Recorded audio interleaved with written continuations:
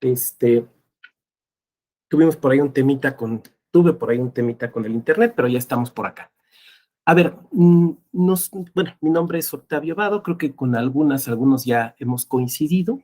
Eh, Rápidamente comentarles que la dinámica que quiero seguir para esta sesión es que me permitan irme guiando con una presentación que en unos momentos voy a proyectar y iré lanzando algunas preguntas, pero vamos a dejar también al final algún espacio para preguntas y comentarios. Si puedo ofrecer alguna respuesta, pues con mucho gusto. Yo no tengo mayor problema si me dicen doctor o licenciado o maestro, Luis Octavio o Vado. Normalmente me dicen Vado. Mientras no me digan güey, yo no tengo problema. Entonces, fuera de eso, como a ustedes les parezca. De igual manera, trataré de hablarles de usted, pero si se me sale un tú, por favor no me lo tomen como agresión o falta de respeto de ninguna manera. Si de repente, no sé, a Sergio Eduardo Herrera le hablo de tú y no le parece, pues me lo hace saber y yo puntualmente corregiré y hablaré de usted. Pero bueno, lo que estoy tratando de decir es que tratemos de que sea una sesión más o menos fluida. A ver, voy a empezar a proyectar. ¿De las reglas alguna duda, algún comentario? ¿No? Bueno, a ver. Perfecto, espero que no me botó el internet. Bien. Vicente, ¿sí se ve lo que estoy proyectando? Sí, perfecto. Bueno, a ver. Vamos a seguir platicando sobre algo que empezaron ya con Rafael el viernes, este contexto general, la época contemporánea, la cuarta revolución industrial, la pandemia y sus implicaciones para el Estado y la democracia constitucional. Entiendo, por lo que Rafael me comentaba, que él abordó con ustedes primordialmente lo que tiene que ver con la época contemporánea y la cuarta revolución industrial. ¿Es correcto? ¿Sí? Perfecto. Entonces, yo buscaré, desde luego, no repetirme con él, sino avanzar dentro del temario de este diplomado. A ver, entonces trataré de centrarme en la pandemia y sus implicaciones para el Estado y la democracia. Me parece que uno de los primeros elementos que tenemos que comentar es las dimensiones del virus. O sea, no podemos verlo, lo que estamos viviendo, no lo podemos ver exclusivamente como un asunto médico o de salud. O sea, sí es un asunto médico y es un asunto de salud, evidentísimamente, pero es algo mucho más que eso. Cuando nosotros hablamos de una epidemia o de una epizotia, ¿alguien recuerda qué es una epizotia? ¿No? Nos recuerda a los epazotes, ¿no? La epizotia. La epizotia es una epidemia, pero en los animales. Entonces, históricamente nuestro país ha vivido varias epidemias y varias epizotias, además. Bueno, conocemos, por ejemplo, lo sucedido cuando la conquista, las enfermedades que nos llegan de Europa, recientemente, recientemente, digamos, en el siglo XX, por ejemplo, fue muy importante en el país, económicamente sobre todo, la conocida como la fiebre aftosa, que provocó el que muriera o se tuviera que matar casi todo el ganado bovino que teníamos en nuestro país, que llevó incluso al desarrollo de cierta tecnología que era lo que le llamaban un rifle especial utilizado para matar a los animales. Un rifle que curiosamente nos vendieron Estados Unidos. Entonces, y más recientemente, ustedes recordarán también la epidemia de la H1N1, ¿no? ¿Se acuerdan? La famosa gripa puercuna de 2009. Déjenme comentarles que yo esa la recuerdo a la perfección, porque me dio, y con esa, como me dio el COVID 2 veces, ¿no? Pero la puercuna me dio una vez, y sinceramente pensé que no la iba a librar. Empecé a escupir negro, me explicó el médico que era el recubrimiento de los pulmones, a sentirme muy mal, y una noche de plano yo dije, yo creo que no amanezco. Pero pues sí amanecí, tan amanecí que aquí estoy con ustedes. Pero bueno, esa epidemia de la gripa de 2009, que se convirtió después, decíamos, en la H1N1, es, por ejemplo, una epidemia que nos ha tocado vivir en nuestra vida. Si ustedes lo piensan, nos ha tocado vivir 2 epidemias. Ahora, La realidad es que México, el México independiente ha vivido otras epidemias, ¿no? En el siglo XIX tuvimos gravísimas epidemias. En 1918, todavía en medio de la revolución, o buena parte de la revolución, nos llega, ustedes lo saben, la influenza española, que no era española, pero que, bueno, pues así le denominaron, pero que en realidad no era propiamente española, pero por cuestiones políticas, y fíjense que vamos a empezar a ver cosas políticas, así le denominan. Entonces, y si volteamos hacia la vida eh, de la humanidad, constantemente hemos vivido pandemias, ¿no?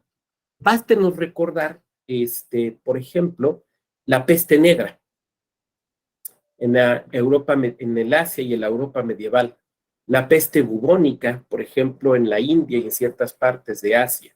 Hemos vivido epidemias de piojos, hemos vivido epidemias de sarampión, hemos vivido muy distintas epidemias. Y es interesante observar que el día de hoy estamos, yo no diría a la puerta, pero estamos viendo otras posibilidades acerca de epidemias que se dan por situaciones que no se habían presentado en el pasado. Cuando nosotros pensamos en los famosos médicos de la peste, ¿no? Estos vestidos de negro y con el pico así, y que enfrentaban la peste negra en Europa, sabemos que el problema principal era que no sabían qué generaba la peste y por lo tanto no sabían de qué cuidarse, ¿no? Y entonces lo mismo usaban saumeríos que recurrían al pensamiento religioso y usaban un te deum y demás. El día de hoy sabemos que las enfermedades eh, pueden en algunos casos ser prevenidas y hemos desarrollado, por un lado, conductas higiénicas eh, que alguien dirá ya estaban desde el Talmud, ¿no? Y seguramente tendrá razón. Pero sobre todo hemos desarrollado las vacunas. Pero nos enfrentamos en la actualidad, por ejemplo, a posibles epidemias del futuro que estarán marcadas no por la imposibilidad de combatir a la enfermedad, no por la imposibilidad de conocer su origen, sino por la negativa a prevenirlo. ¿En qué estoy pensando? Bueno, estoy pensando, por ejemplo, en lo que ha sucedido recientemente en Nueva York, donde se ha presentado un brote de polio. Y uno dice, ¿por qué en Nueva York un brote de polio? Bueno, porque hay cierto número de personas que han decidido no vacunarse. Y alguien de ustedes podría pensar, bueno, pues si alguien no se vacuna, pues que Dios lo bendiga y a ver cómo le va. Pero el problema es que ciertas tasas de no vacunación, conforme van siendo más altas, no solamente afectan a la persona, sino afectan a la comunidad. Lo que estoy tratando de decir entonces es que puede ser, y no quiero hacerle al pitonizo, pero puede ser que en un futuro veamos ciertos tipos de pandemias que cualquier persona de siglos anteriores hubiera considerado inadecuada, o no inadecuada, sino imposible. Oye, si ya hay los métodos para evitarlos, son económicos, son posibles, ¿por qué no se aplica? Bueno, pues porque hay un conjunto de personas que plantean ciertas dudas frente a las medidas profilácticas. Bueno, me voy a regresar aquí. Entonces, una realidad que tenemos que observar es que la humanidad y nuestro país ha convivido con las pandemias. Ahora, en el pasado, normalmente se enfrentaba o se veía las pandemias eh, bajo un pensamiento religioso, ¿no? O sea, eran vistas como un castigo, sobre todo en Occidente, aunque no exclusivamente. Pero una epidemia era vista como un castigo. A ver, si una ciudad está siendo o un pueblo, o un lugar, o un país está siendo asolado por una pandemia, es porque pues no se han comportado como es ético, como es adecuado, como es mandado desde allá arriba por los dioses o por las diosas. Entonces, esa era la forma tradicional de entenderlo. Ahora, en esta pandemia hay un cambio muy interesante que tenemos que observar en el discurso. Aquí puse la imagen del presidente Emmanuel Macron, cuando está dando un discurso al inicio de la pandemia y le anuncia al pueblo francés, pues la serie de medidas radicales que todos conocimos, que todos supimos, y que además, y esto es muy importante para algo que voy a comentar más adelante, supimos que fueron mucho más radicales, por ejemplo, en Europa que en México. Entonces, por ejemplo, se empezó a ver al virus y a la pandemia generada por el mismo como una guerra. Esta es la parte justamente del discurso, pueden ustedes verlo en YouTube, donde Macron habla de que estamos en guerra, dice, nosotros somos en guerra, estamos en una guerra sanitaria. Nosotros no luchamos contra una armada, contra otra nación, pero nuestro enemigo está allí y se refiere al virus. Fíjense qué cosa tan interesante. Nosotros estamos pasando por una época en la cual las pandemias dejan de ser vistas como un castigo divino y son vistas como una guerra. Cuando son vistas como una guerra, entonces hay todo un uso retórico de los términos. Si hay una guerra, hay buenos y hay malos. ¿Quiénes son los buenos? Los que no se han enfermado. ¿Quiénes son los malos? Los que se han enfermado. Hay enemigos y hay amigos. ¿Quiénes son los amigos? ¿Quiénes son los enemigos? Los enemigos son los que no cumplen las reglas. Los enemigos son los que no quieren andar con el cubrebocas. Los enemigos son ¿quiénes? ¿Quiénes son los enemigos? Porque al enemigo se le trata como tal, ¿no? Esto es muy importante observarlo. Al enemigo se le trata como tal. Por lo tanto, no lo trato como un igual. No lo trato como mi compatriota. No lo trato como otro ciudadano espantado y preocupado por lo que está viviendo, sino que hay que aplicarle el rigor propio que se le aplica a quien es un enemigo en la guerra. Entonces, es muy interesante, es más que interesante, es muy importante observar este cambio en el discurso. Porque al volverse un discurso militar, empezamos a hablar de los buenos y de los malos. Y empezamos a justificar, por ejemplo, la toma de una serie de decisiones que son absolutamente extraordinarias y que implican, por ejemplo, la suspensión en la práctica o de jure de nuestros derechos. El siguiente elemento, entonces tenemos una dimensión de guerra del virus, ¿no? El siguiente elemento, el virus ocupa la centralidad de la discusión pública. A ver, vamos a dejar de compartir un momento y les voy a hacer unas preguntas. A ver, sí, a ver si nos acordamos. En 2019, digamos, el año anterior al virus, ¿cuáles eran los temas públicos que debatíamos? Tanto a nivel nacional como a nivel, digamos, mundial. ¿Cuáles eran los temas públicos que se debatían? Adelante, quien se acuerde, porque este es un ejercicio de memoria. Quien se acuerde.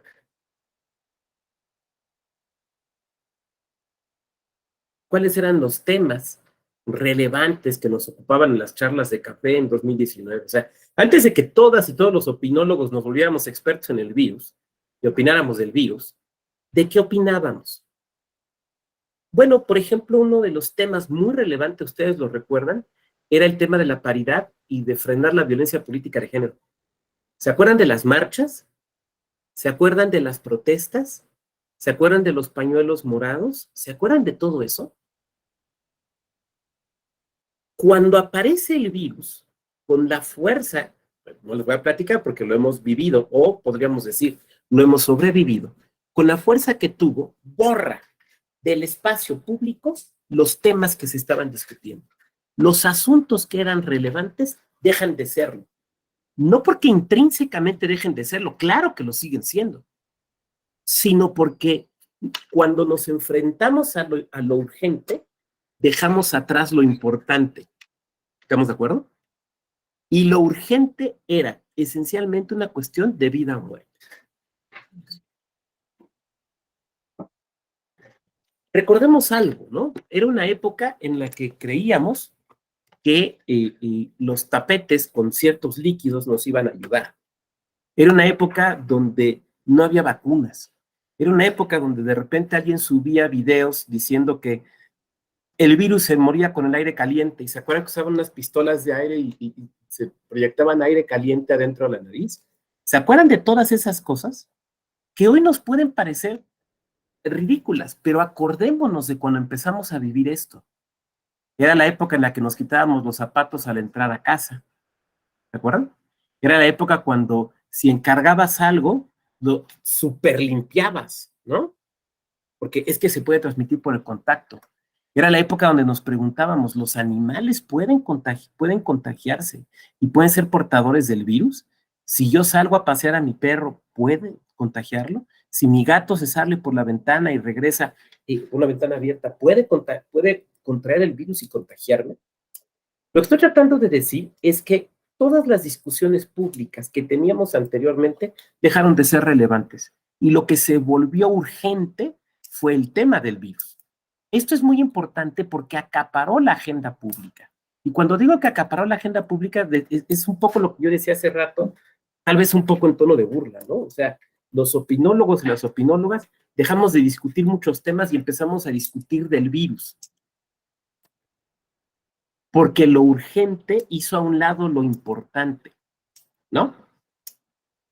Yo hablaba aquí, por ejemplo, de este tema, pero pensemos, y ahorita si quieren en la etapa de preguntas y respuestas podemos profundizar, ¿qué otros temas dejamos a un lado?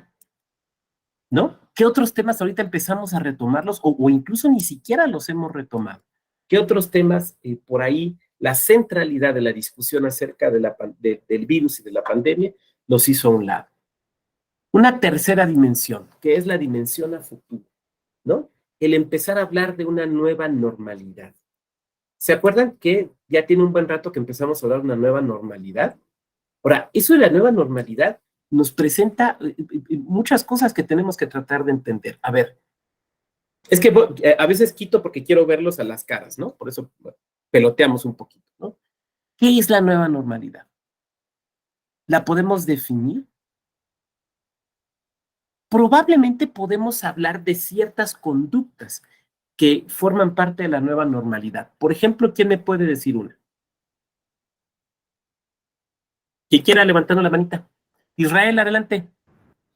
Hola, buenas tardes. Pues podría ser el tema del uso del cubrebocas Por ejemplo, en espacios decía, públicos.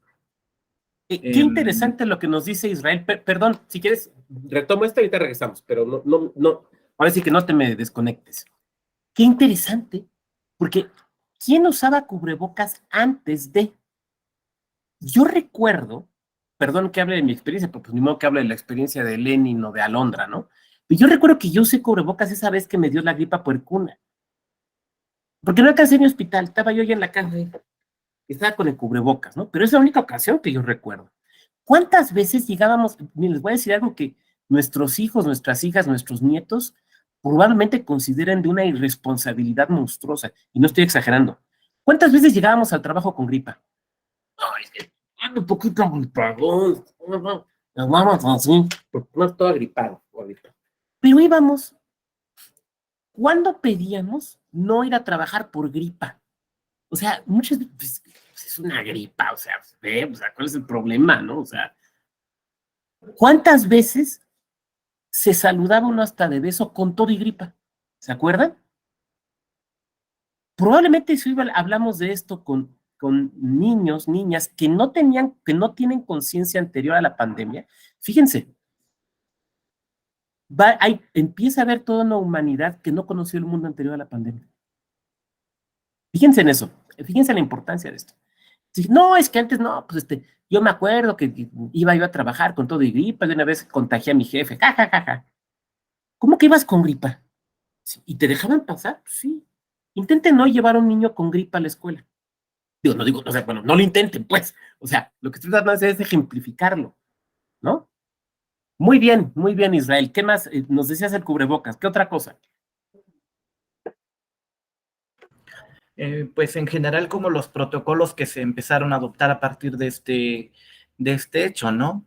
Bueno, la pandemia. Por ejemplo, recuerdo que en muchos restaurantes apenas en algunos de ellos se está empezando a normalizar el hecho de recibir a cierto número de personas, ¿no? Por ejemplo, te decían, se permite únicamente 5 personas por mesa, ¿no? Y ya no permitían como los convivios más grandes de las personas, lo cual yo creo que genera un cambio en los hábitos, pues en general de la sociedad, ¿no? Ese es justamente el tema. Qué bueno que lo apuntas. Es a donde quería yo ir, Israel. Justamente al cambio en la sociedad. Adrián nos habla, por ejemplo, aquí. Un gusto saludarte, Adrián, de los menús QRs. A ver, piensen en algo. Cuando tú llegas a tu oficina, llegas a tu oficina a trabajar, ¿no? ¿Cómo saludas? ¿Te ha pasado que no sabes si extender la mano o nada más de puñito? Y hay gente que de cajón, de puñito, y hay gente que, sí. ¿Te acuerdas que antes de la pandemia nos saludábamos de beso? Hay toda una nueva generación que ya no se saludará de beso. A mí, debo confesarles, a mí siempre me generó, yo nunca me sentí cómodo saludando de beso. O sea, eso de, es que tocar a otra persona es un acto de intimidad. Entonces, yo nunca me sentí a gusto. Por otra parte, tú nunca sabes dónde estaba esa mejilla. Esa es una realidad. Tú no sabes lo que ha estado en esa mejilla. No lo sabes. Yo recuerdo, una amiga se enfermó hace muchos años, bueno, hace años es unos 10, 15 años. Tuvo una enfermedad y no le sabían decir cómo ni por qué se había contagiado y demás. Hasta que un día le dice el doctor, mire, es la enfermedad del beso. ¿Cómo que del beso? Dice, sí, lo que pasa es que ¿usted saluda a la gente del beso? Pues sí, ¿no? Todo el mundo hacemos eso. Se pasan microbios, ¿no? Entonces, dejamos de saludar de beso. Entonces, antes, había ciertos contextos en los que si no saludabas de beso, hasta se te veía como, ¿por qué no me quieres saludar, no? Ahora, ¿cuántas veces ha pasado que alguien se acerca a saludar de beso y hasta te haces para atrás, ¿no? Así como, no, espérame, espérame. Esos son actos que podemos ejemplificar de lo que es la nueva normalidad. O sea, podemos hablar de ella con actos específicos y concretos, pero ¿qué es en sí? No lo sabemos. ¿Cómo va a ser? Tampoco lo sabemos.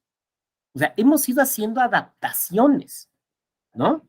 Y que se supone que ahora limpian los aviones y ahora limpian los camiones donde te subes y te subes a un Uber o a un Didi, y ahí está un letrero que hace no sé cuánto los limpiaron y demás. Y todo el mundo andamos con nuestro cubreboca y demás. Ok, ¿por cuánto tiempo? Nadie puede decírnoslo. O sea, en este momento nadie puede decírnoslo. ¿Qué otras adecuaciones tendremos que hacer en nuestra vida? Por ejemplo, ¿será necesario que, como pasa, por ejemplo, con la influenza, nos vacunemos cada año? Hay ciertos estudios, hay ciertas orientaciones, hay ciertas suposiciones, pero la realidad es que no sabemos cuál es la nueva normalidad. Ahora, tampoco queremos pensar mucho en ello y tampoco les digo que piensen mucho en ello porque nos provoca una profunda inseguridad, ¿no?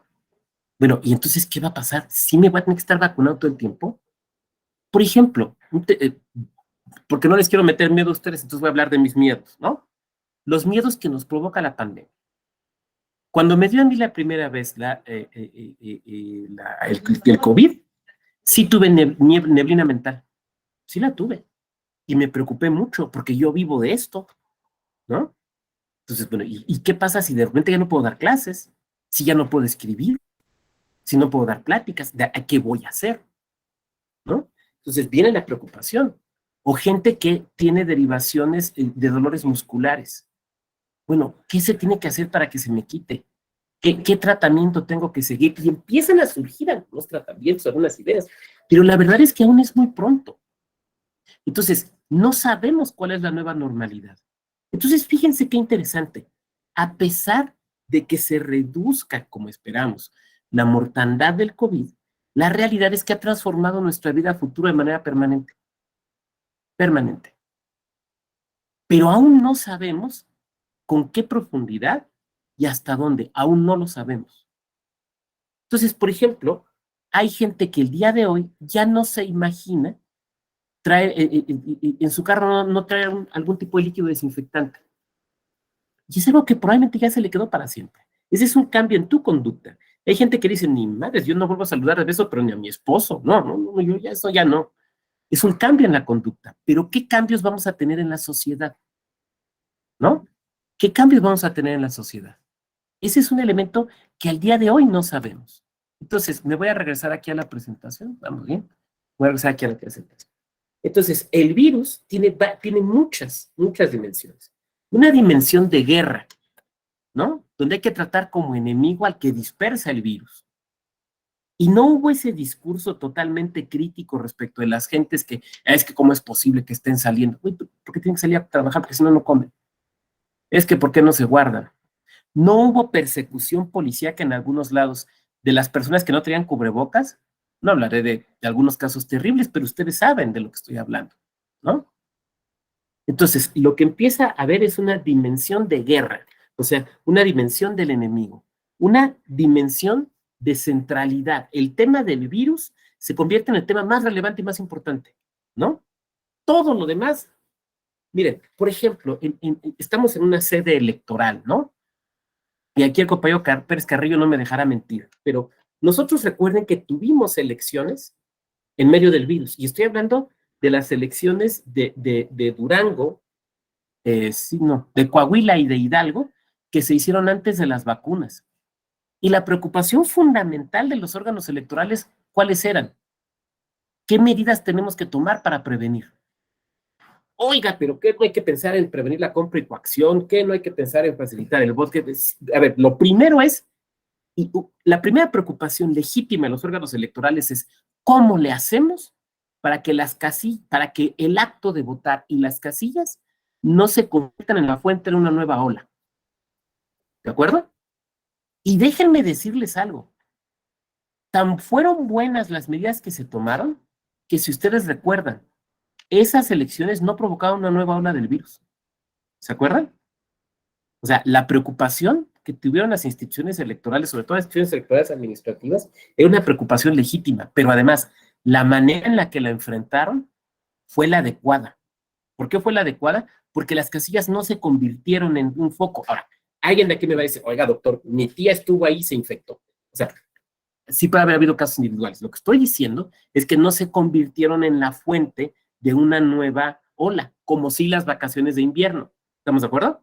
Eso es lo que estoy haciendo referencia. El virus también empieza a presentar una serie de retos soberanos muy importantes. Y cuando hablo de retos soberanos, estoy hablando de retos respecto de la soberanía de los estados. Es curioso, ¿no? Me toca hablar de este tema y hablar de soberanía justo el día de hoy que se ha discutido en la Corte el tema de prisión preventiva oficiosa. Y ustedes me dirán, ¿qué tiene que ver con esto, doctor? Y yo les diré, tiene que ver con una discusión acerca de la soberanía. ¿Quién detenta la soberanía? ¿Dónde está la soberanía? ¿Cómo se expresa una decisión soberana? Y tiene que ver con esto. Lo primero es la necesaria reestructuración del contrato social. Esta señora que vemos aquí es la doctora Minouche Shafik. De hecho, es baronesa, es integrante de la Cámara de los Lores. Es una británica de origen egipcio y que además fue directora de la London School of Economics.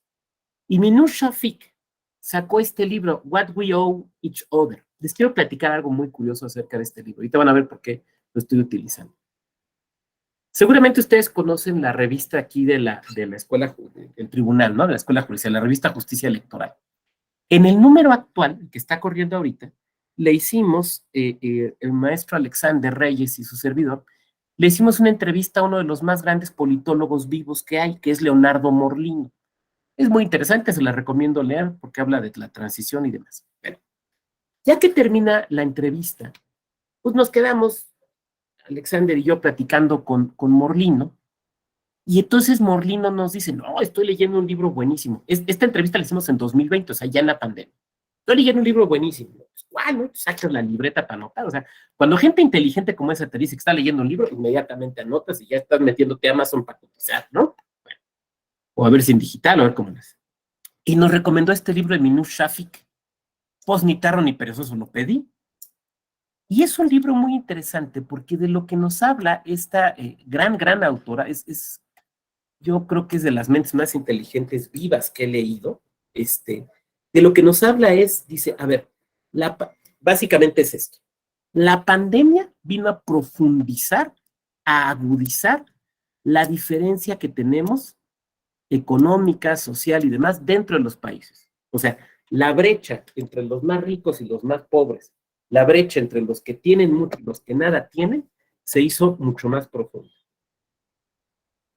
Bueno, y esto lo ilustra con datos estadísticos concretos y demás. Y dice, a ver, teníamos nosotros una especie de contrato social, ¿no?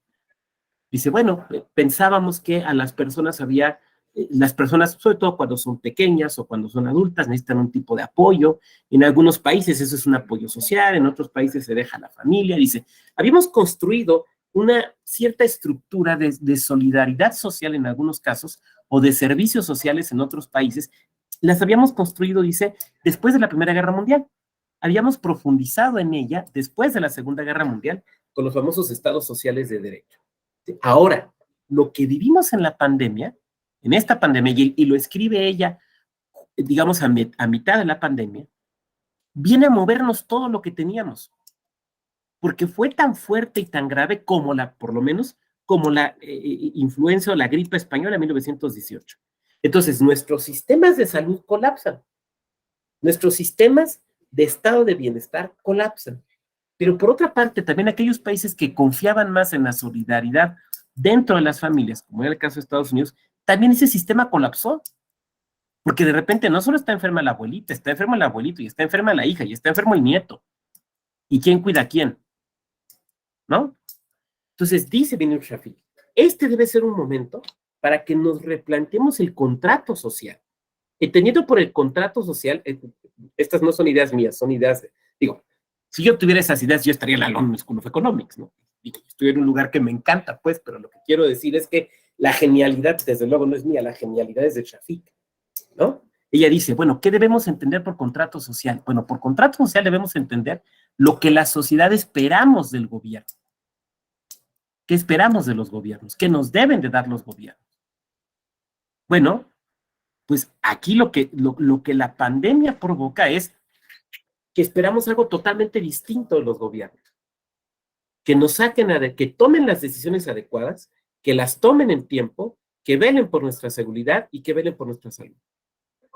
Pero se los pedimos justo en medio de una pandemia donde nadie sabe bien a bien qué está pasando.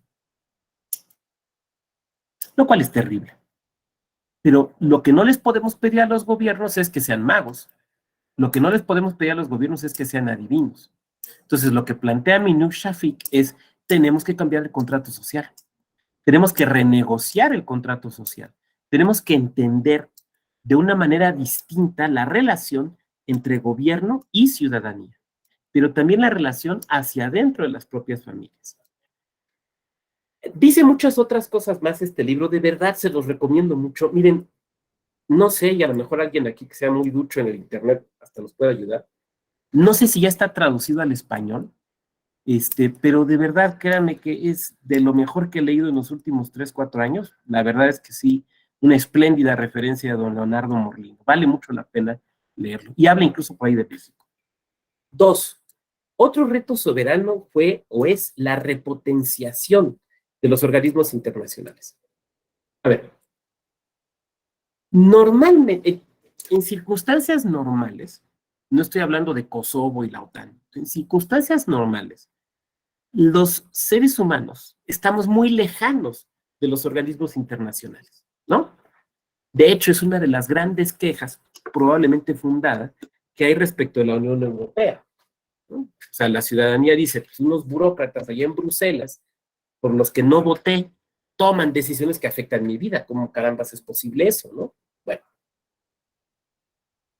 Los seres humanos normalmente, las personas, estamos muy lejanos, muy lejanas de una de las organizaciones internacionales o de las instancias internacionales. Salvo, decía yo, circunstancias extraordinarias, guerras, migraciones, ¿no?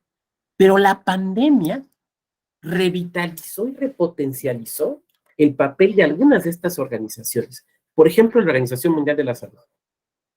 Miren, nada más piensen en esto, piensen en esto. En medio de la pandemia, ¿cuántas veces no se metieron ustedes a la página de la OMS? ¿No? A buscar, por ejemplo, a ver qué dice la OMS de los síntomas. Ay, es que me está temblando aquí el párpado, ¿será un síntoma? Es que me siento muy agotado, ¿será un síntoma? Y entonces empezamos a buscar información. Y algunos buscadores, si ustedes lo recuerdan, directamente te mandaban a la Organización Mundial de la Salud. Algunos gobiernos de inicio, como fue el caso del mexicano, por ejemplo, ¿cómo empezaron a tratar de conseguir y asegurar el tema de las vacunas? Por conducto de la Organización Mundial de la Salud. ¿Cómo se empezó a garantizar que empezaran a llegar, garantizar es decir, bueno, que empezaran a llegar vacunas, por ejemplo, a África, por la Organización Mundial de la Salud? Entonces, de repente tuvo una fuerza impresionante. Y de repente, por ejemplo, nosotros cuestionábamos una medida, bueno, y cuando digo nosotros, digo no solamente las mexicanas o los mexicanos, digo los ciudadanos y las ciudadanas de cualquier país, o los habitantes, las habitantes de cualquier país. Cuestionábamos una decisión de nuestro gobierno porque nos parecía que iba en contra de una medida tomada por la Organización Mundial de Salud. Entonces, de repente la OMS tomaba una decisión y se le venía una presión fortísima a todos los gobiernos para ir en ese sentido. ¿Se acuerdan?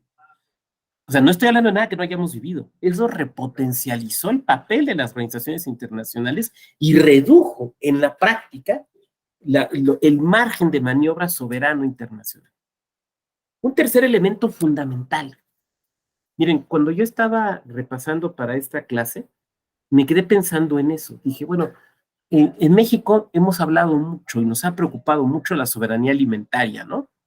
Entonces, ¿cómo es posible que compremos maíz de fuera, si aquí el maíz es de México, endémico de México y demás, ¿no? Yo me quedé pensando en eso. O sea, parece que ahora lo relevante es empezar a hablar de una soberanía médica. Que un país sea capaz de tener las medicinas, o sea, económicamente tener las medicinas y en términos de producción, las medicinas que necesite, la tecnología que necesite y el personal capacitado que necesite para satisfacer sus necesidades de salud.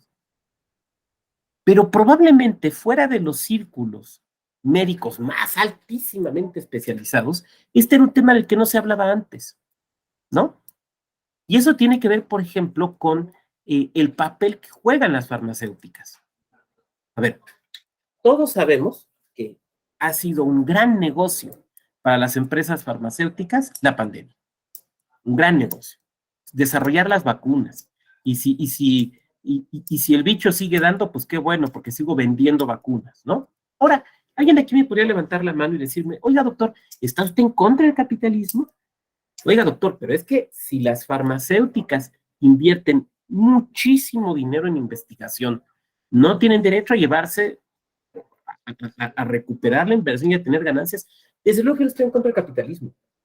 Yo no estoy en contra de que tengan ganancias. Lo que estoy diciendo es, si los estados pueden darse el lujo que el abastecimiento de tratamientos médicos depende exclusivamente de sus capacidades económicas, ¿no? O si debe de haber un elemento distinto, una especie de modelo internacional de salud de naturaleza solidaria, que garantice un abasto más o menos equitativo, que garantice una toma de decisiones que no esté basada en lo económico, sino en la necesidad. Una toma de decisión que no tenga que ver con el peso militar, económico, territorial de los países, sino con criterios esencialmente técnicos y médicos, con base en principios y valores éticos, ¿no? Entonces, eso también es un reto, porque tenemos, por un lado, estas grandísimas empresas farmacéuticas que legítimamente y legalmente, legalmente, esperan una ganancia de sus actividades y por el otro lado tenemos una crisis humanitaria, ¿no? Entonces, en ese sentido, también tenemos un reto respecto de la soberanía. Por ejemplo, ¿por qué estamos buscando desarrollar una vacuna nacional si podemos comprarlas? Bueno, porque comprarlas depende de que tengan los recursos, te las quieran vender. Piensen nada más en algo. ¿Cuáles fueron los primeros países en el mundo que tuvieron acceso más amplio a las vacunas? No fueron los países más pobres. No fueron necesariamente los países con población más hacinada que podrían haber sido, digamos, los más afectados por esto, sino los países económicamente más ricos. La salud y la prevención de epidemias en el ámbito nacional y mundial puede ser sujeto o debe ser sujeta a una cuestión de un criterio económico. O sea, son retos. Lo que estoy tratando de decir es que todo esto nos va planteando justamente retos respecto del concepto de soberanía. Pero más importante aún, para efectos de nuestra sesión, o sea, para otras cosas, más importante aún, ¿cuáles son los retos democráticos que esto nos plantea? Y nos plantea unos retos impresionantes, impresionantes. Primero, porque tenemos que reconocer que la política hasta el día de hoy ha sido un acto espacial. A ver, vean esta imagen, ¿no? Esta imagen es de una manifestación, es de una manifestación política. Si no me equivoco, creo que es en Polonia o en Rusia, no recuerdo con precisión, no importa. Vean la imagen. La política se hace en la calle. La política se hace en el espacio público. Pensemos en algo. López Obrador, el presidente López Obrador, es un hombre que ha recorrido todos los municipios del país. ¿Por qué? ¿Porque le gusta viajar? Bueno, seguramente sí le gusta viajar, ¿no? O sea, a mucha gente nos gusta viajar. ¿Pero por qué? ¿Por qué? Porque la política se hace en la calle. La política, platiquen con cualquier político, política besado, en la política hay que salir a tocar puertas, hay que salir a las plazas públicas, hay que salir a comer en los puestos de taquitos, hay que salir a besar niños, hay que salir a los eventos públicos, hay que hacer marchas, hay que hacer manifestaciones, hay que subirse a templetes. La política siempre ha sido el espacio de lo público, siempre. Piensen en algo, ¿dónde hacían política los griegos hace, qué, 4.000 años? ¿Dónde se reunía la iglesia, o sea, la asamblea? En el foro público. Tan es así que ¿cómo se hace la política? Se hace con palabras. La política es un acto retórico, ¿no? La política se hace con, y uso retórica en el sentido positivo, no así, retórica, ¿no? Uso la palabra retórica como arte de convencer. Y para convencer, ¿qué necesita estar cara a cara con las personas? ¿Dónde se hace la política? ¿Cómo se hacían las campañas? Ustedes lo recuerdan, tocando puertas. Oiga, aquí soy el señor Vado, soy el candidato aquí, alcalde, mire, le vengo a dejar aquí una libretita, y mire, aquí en la parte de atrás usted va a encontrar, bueno, aquí están mis temperaturas de la última vez que me dio COVID. Ya tiene varios meses y no se contagia por Zoom, bueno, por Google Meet. Pero aquí están mis propuestas para que ustedes puedan verlas, y aquí está mi forma de contar. Así se hace, así se hace. Por eso la campaña se hace, por eso las campañas se hacían, o sea, tan es así que recuerden algo, los priistas tenían un modo particular de como medio correr, entre correr y trotar. ¿Y cómo le llamaban? Le llamaban paso de campaña. Vamos, paso de campaña. Ahí los veías. Digo porque ellos lo usaban, pero ese ritmito, pues lo usaban todos, ¿no? Bueno, la política la política se hace en las calles, la política se hace en los cafés, la política se hace en las reuniones, la política se hace en las plazas públicas, y de repente nos dicen que no se puede hacer. La política se hace en lo público, en el espacio público, ¿no? Y de repente nos dicen que no podemos salir al espacio público. Porque hay un bicho que es como una ruleta rusa, que no podemos saber a quién le pega, y que no podemos, en ese momento, o sea, estoy hablando de inicios de la pandemia, no podemos saber cómo frenarlo. Entonces, no salga usted. Oiga, no salga usted. Pero por otra parte, no, la política no desaparece, porque nos seguimos gobernando, porque seguimos teniendo gobernantes, porque seguimos teniendo elecciones. A ver, es que recuerden algo. Nuestra Constitución establece como principios de las elecciones, entre otros, que sean periódicas. Entonces, cuando viene todo esto y tenemos las elecciones de Durango y de Hidalgo, a ver, ¿qué podemos hacer? Las tenemos que hacer. Oiga, pero se pospusieron. Pues sí, se pospusieron, pero se hicieron, porque no podemos dejar de hacer. Entonces, fíjense qué cosa tan paradójica. No pudimos dejar de hacer política, digo como nación, o sea, no digo ustedes en la individual, digo como país, digo como mundo, digo como especie humana. No pudimos dejar de hacer política, pero tuvimos que aprender a hacerla fuera del espacio de lo político, que es lo público. Está del carambas. Porque pierde su territorialidad. Y la política es, insisto, la política es territorial. Es territorial. Y entonces, por ejemplo, empezamos a tomar decisiones en los órganos electorales. Por ahí hay un texto mío y del magistrado Luis Espíndola. Lo pueden buscar en la revista del Tribunal Electoral de Puebla, donde analizamos las primeras respuestas de los órganos administrativos electorales y de los tribunales frente a esto. Ahorita a lo mejor al final les pongo la liga, pero empezaron a tomar, ¿se acuerdan ustedes ciertas decisiones? Y entonces se dijo, por ejemplo, a ver, los registros de candidaturas. ¿Ustedes se acuerdan cómo eran los registros de candidaturas? ¿Se acuerdan? Veo aquí que nos dice Israel, platícanos cómo eran los registros de candidaturas, Israel, ¿cómo te acuerdas que eran? Bueno, pues tenían que llevar su documentación, ¿no? Personalmente a, a las sedes donde se tenía que registrar ante el INE. Incluso llevaban acompañantes, porra, ¿no? O sea, como un tanto para demostrar su fuerza política o algún tema, algún mensaje. Exacto, exacto, exacto. Adrián, adelante. Y a raíz de la pandemia, en varios institutos electorales parecía que tenía que manipular material radioactivo, incluso hasta con trajes especiales para recibir dicha documentación.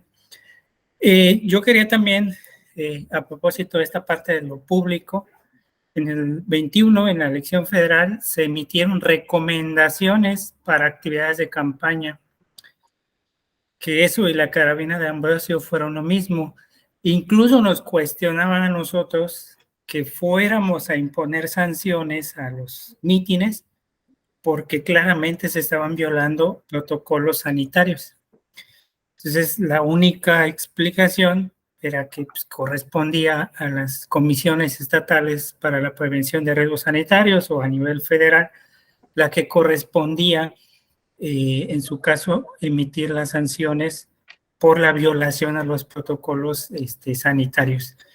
Realmente, digo, transitó esta elección federal, a lo mejor sí, en cierto nivel de concentración mínimo, pero los irresponsables candidatos y candidatas seguían, ya no llegaba la gente a los espacios de concentración, pero las candidaturas iban a los domicilios a saludar de mano, a abrazar a la gente, y era pues, ahí prácticamente un nivel de irresponsabilidad recíproco, ¿no? Tanto la ciudadanía como las candidaturas. Gracias. Y entonces Israel y Adrián nos puntualizan esto, ¿no? Israel nos lo recuerda. Así eran los registros, ¿no? O sea, llegaban, formalmente entregaban el documento, pero iban con la banda, iban con la abuelita, llegaba el que vendía los tacos de canasta y hacían afuera un evento y todo, ¿no? Así. Era una verbena. Eso se acabó.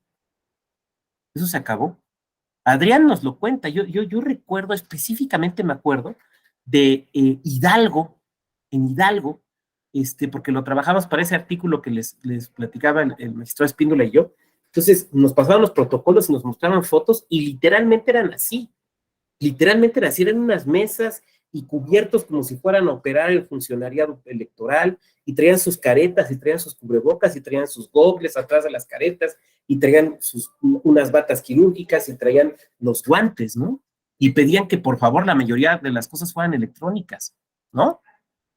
Entonces, y empezamos a expedir los órganos electorales una serie de reglamentaciones, y entonces empezamos a decir, a ver, de preferencia no eventos públicos, que es la negación de la política, de preferencia no eventos públicos, y si va a haber eventos públicos, no más de 50 personas, y se tiene que marcar en el suelo, y distancia de 1.5 metros, y una persona tomando la temperatura, y tiene que haber disposición de gel, y tiene que haber estos tapetes con estas sustancias para evitar que pasáramos con el bicho y demás, ¿no? ¿Se acuerdan? Y empezamos a decir, de preferencia, por favor, nada de que andar en brigadas tocando la puerta, pero si lo van a hacer, careta, cubrebocas, gogles, que tienen que traer su gel, ¿no?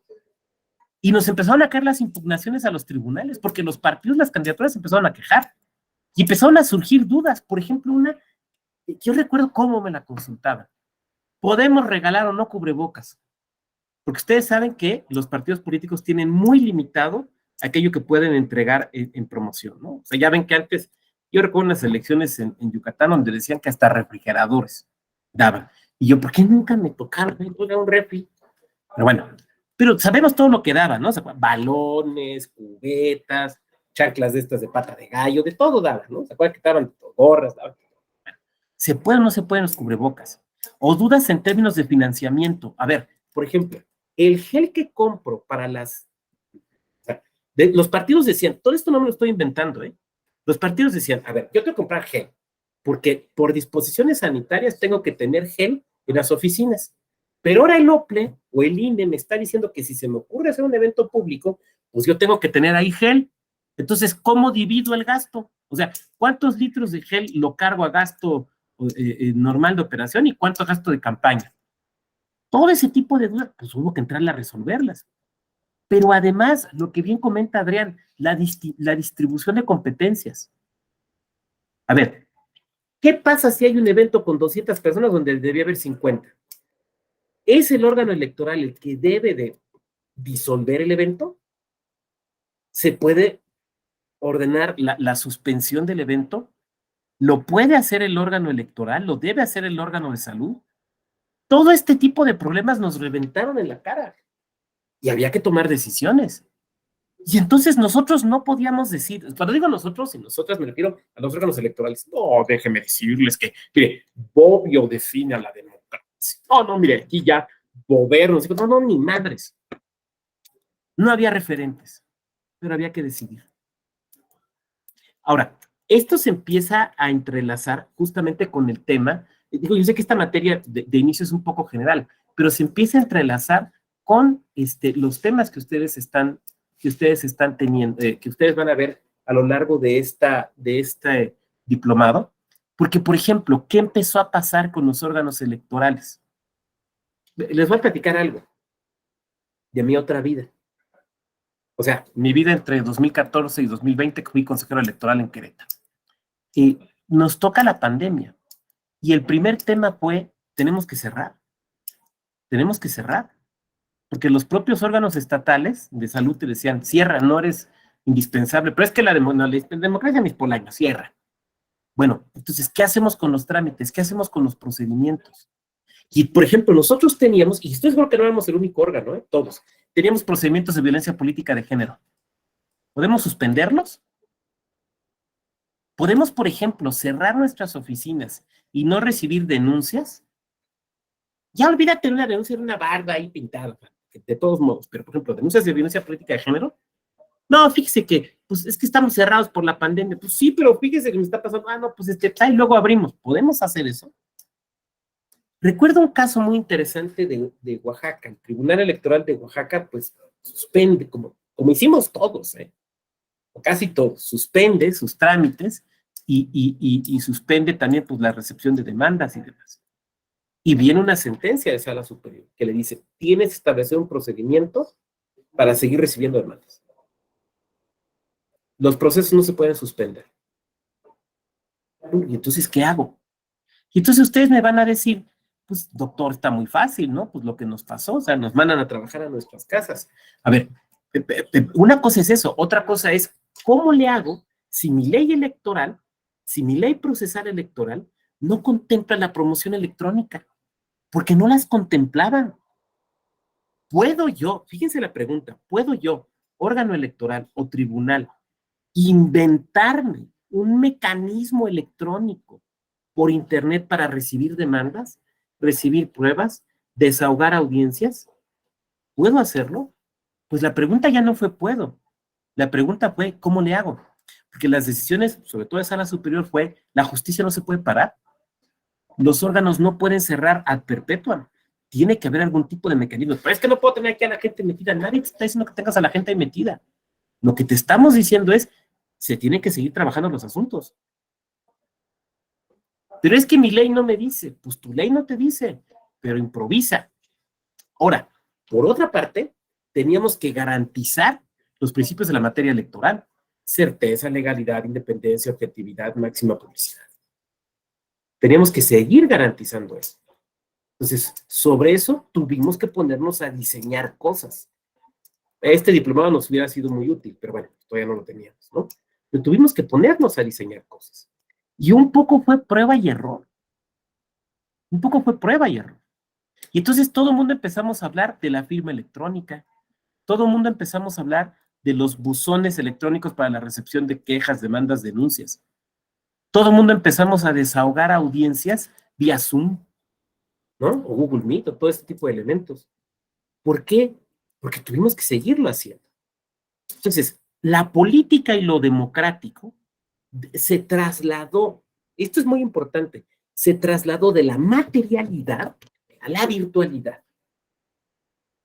Ahora, digamos que tuvo cosas positivas, ¿no? O sea, la potenciación, por ejemplo, de nuestros diplomados se dio justamente por eso, ¿no? O sea, el hecho de que aquí pueda haber gente de muy distintas partes del país tomando este diplomado es porque pues, la escuela judicial se vio impulsada y obligada a trabajar de esta forma. O sea, digamos, tiene una parte positiva, pero la realidad es que nadie estábamos listos, ¿no? Y yo no estoy hablando de la parte positiva, estoy hablando de la toma de decisiones inmediata. Entonces, la política se traslada, la democracia se traslada, deja la plaza pública y se viene al internet. Pero eso nos presenta varios problemas que ahorita voy a ir comentando. Me voy a regresar aquí. ¿Cómo vamos de tiempo? ¿No? Bien. La traslación a lo virtual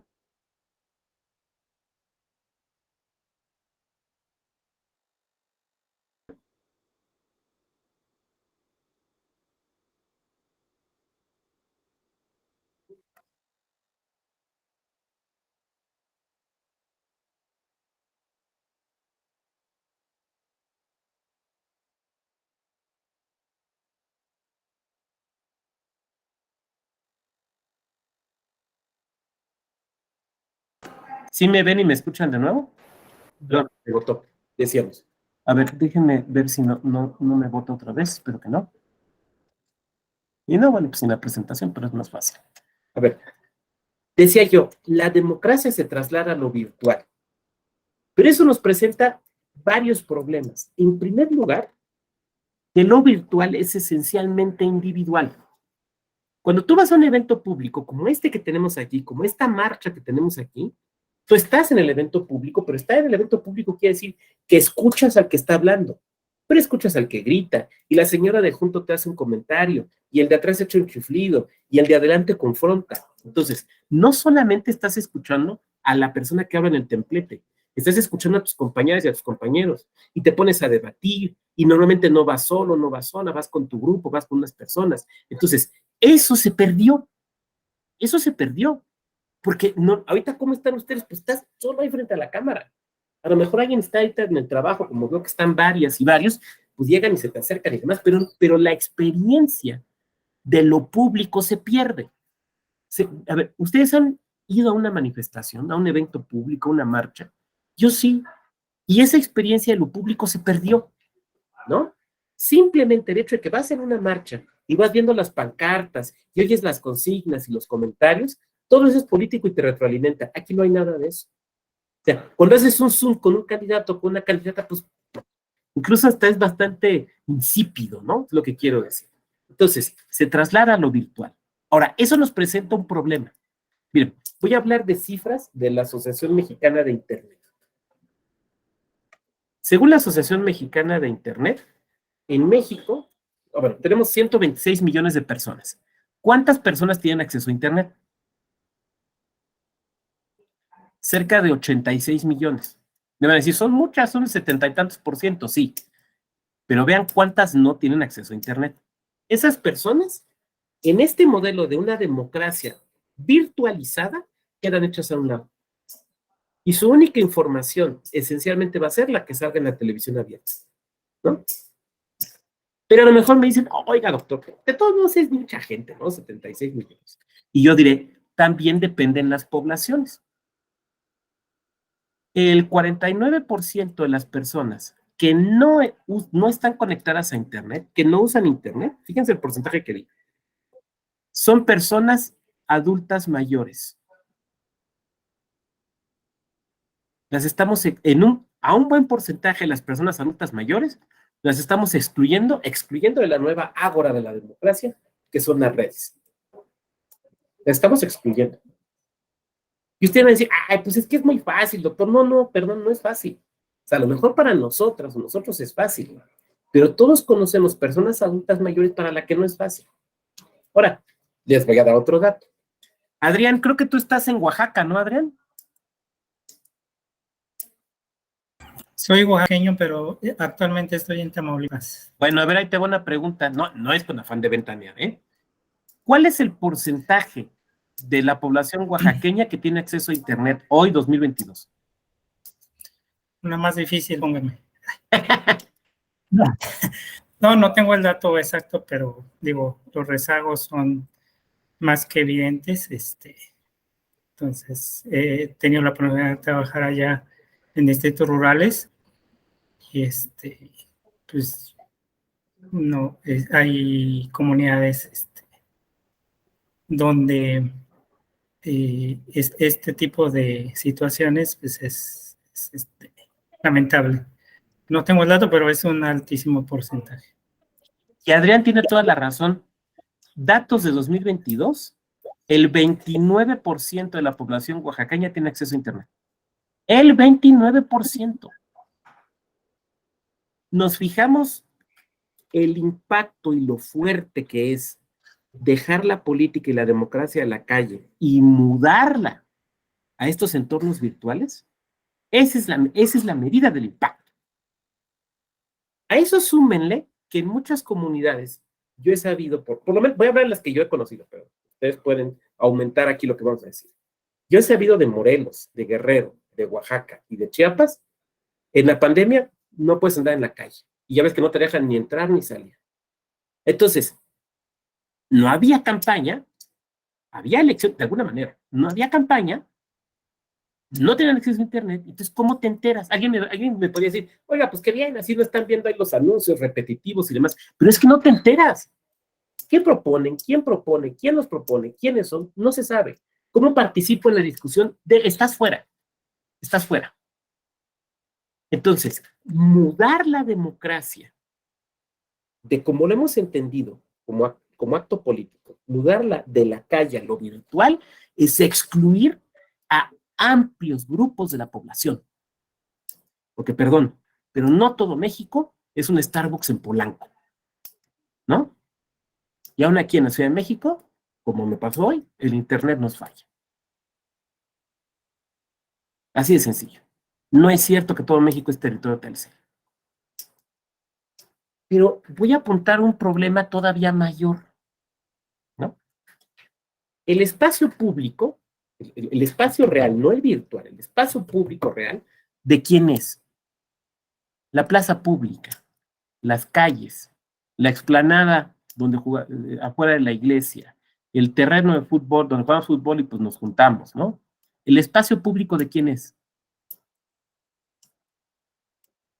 Es público, ¿no? Todos lo podemos usar. Las redes no. Las redes son privadas, ¿no? Twitter es privado, Facebook es privado, TikTok es privado, Instagram es privado, YouTube es privado. ¿Quién controla el discurso en esos espacios? Empresas, cuya principal finalidad no es contribuir a la discusión de los asuntos públicos, cuya principal finalidad no es la tutela y protección de los derechos humanos, cuya principal finalidad no es evitar la discriminación, cuya principal finalidad no es ninguna de esas. Su principal finalidad es asegurarse ganancias. Punto. Entonces, cuando nosotros mudamos la democracia a las redes sociales, aparte que tiene un efecto de exclusión, tiene un efecto de que el control lo tienen las empresas privadas. Entonces, las empresas privadas primero te ponen reglas. ¿Qué puedes debatir? ¿Qué no puedes debatir? ¿Qué puedes decir? ¿Qué no puedes decir? Entonces, por ejemplo, hay imágenes que no puedes usar.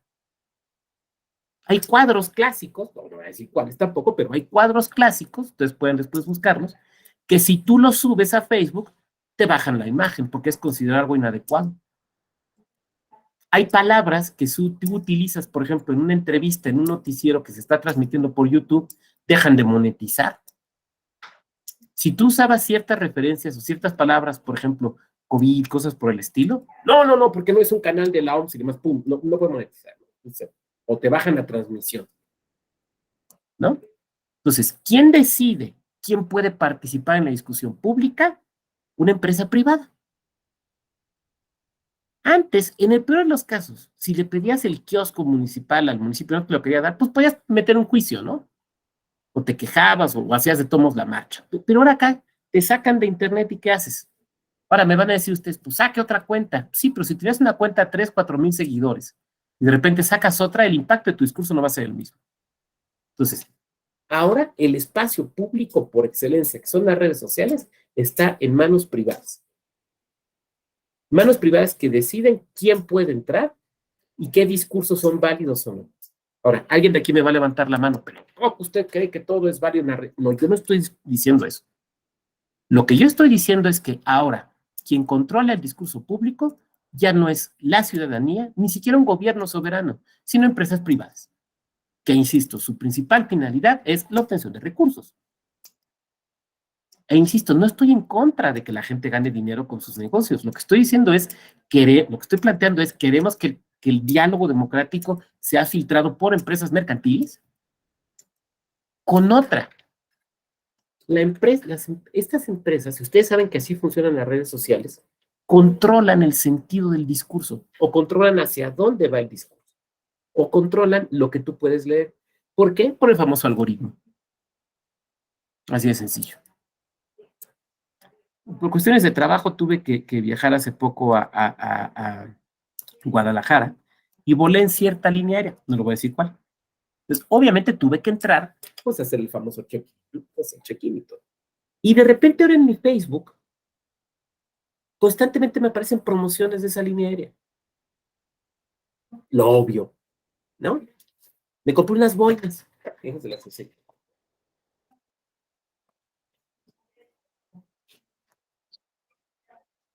Bueno.